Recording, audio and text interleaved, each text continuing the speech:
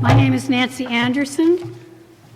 I am a member of the Teach-In 2 planning team.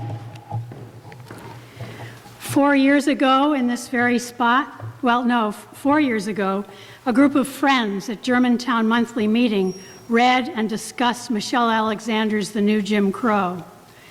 A year later, excuse me, a group of us here at the Unitarian Society of Germantown, along with Unitarians across the country, read the book, as have many by now.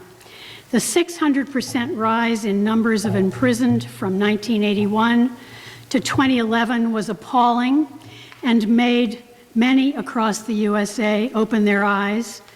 And many of those with opened eyes, it made many of those with opened eyes want to dismantle mass incarceration. Much work has gone on across the nation since then, and an increasing number of incarcerated, particularly for minor drug offenses, have since been released. In fact, by this time next year, the federal prison system expects to release 40,000 additional prisoners. Here's the catch. Without jobs for those formerly incarcerated, better called returning citizens, what will be the effect of this progress in dismantling mass incarceration? What will be the plight of the newly released returning citizens? It is time to recognize that simply releasing returning citizens is not enough. It is time to make jobs available for those re-entering, time to change laws and practices that keep them from full citizenship. The millions of people now incarcerated in the U.S.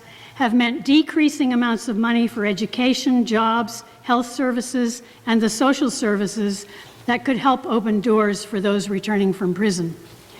Getting jobs would allow those returning to support themselves and their families and give back to their communities. Even paying taxes, in other words, bringing money back into the public coffers for additional support of education, jobs, social services, etc. That is just a taste of what we are here for today. My particular job is to welcome you and to give you an overview of this afternoon's events. So welcome.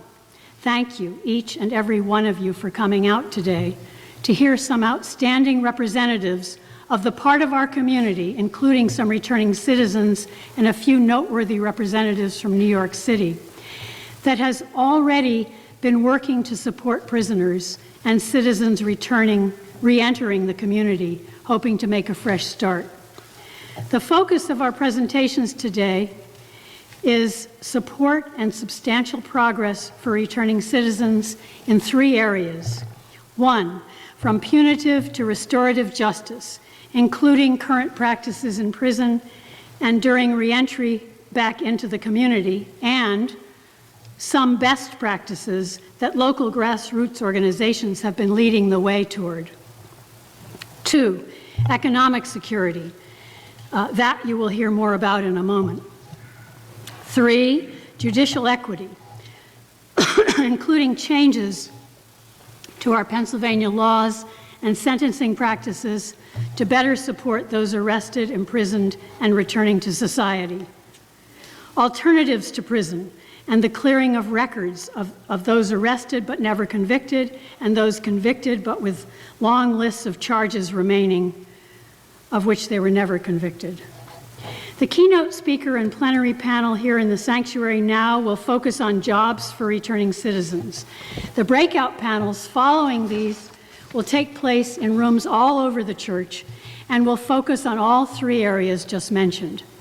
At the end of the day, around 4 p.m., we will head back here to the sanctuary to learn the action steps that speakers and participants in each panel have generated, and to wrap up. Again, thank you so much for being here. Your presence gives us hope that a larger community recognizes the importance of this work. If prisoners and returning citizens are treated with dignity, are guided in building currently useful skills, are assisted in finding solid work, they can support themselves and their families. They can also give back to their communities and contribute to the public safety of us all. look to the fact that the job's the thing is the focus of this meeting.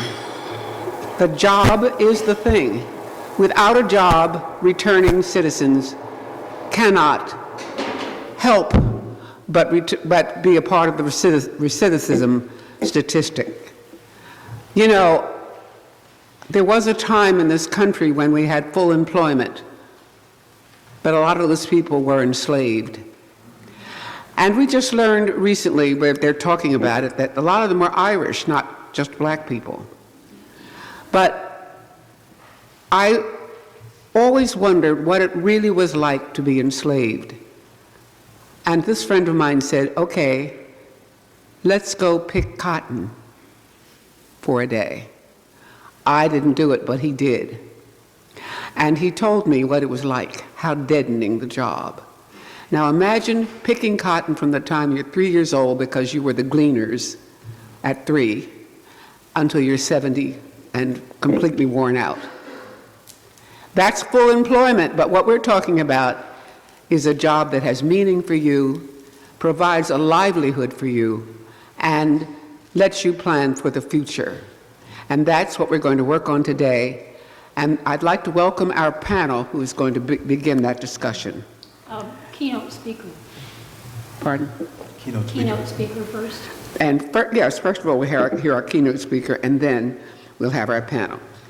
Our keynote speaker is Mark Boyd, and he's the president and CEO of the Goodwill Industries in South New Jersey and Philadelphia. Please read his bio. It's beautiful. And I hope everybody has a copy of the bios.